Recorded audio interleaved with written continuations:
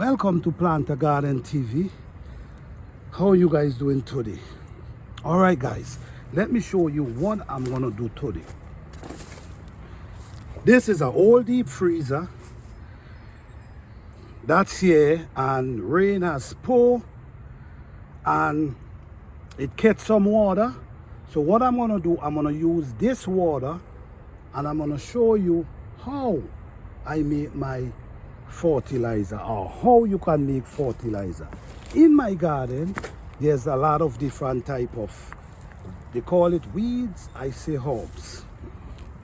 All these herbs, not sure about their name, but the smell of them give you an idea of what type of plant it is. But I'm not gonna guess any name, I'm gonna just leave it as that. But what I do, I pull off the heads of these weeds or herbs, whatever you call them. I pull off the heads of them and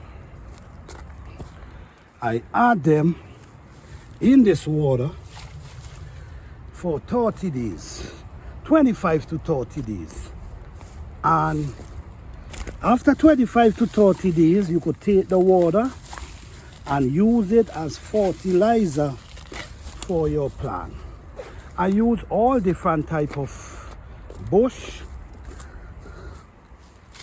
This is elderberry leaf. I break a few pieces from the elderberry, and I also throw them inside of there. All right, so that's what I do.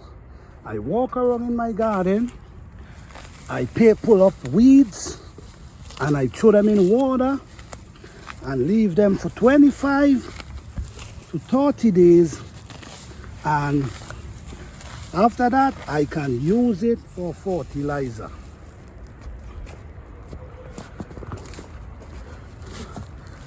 All right guys, I'm gonna add more, but this is what I do.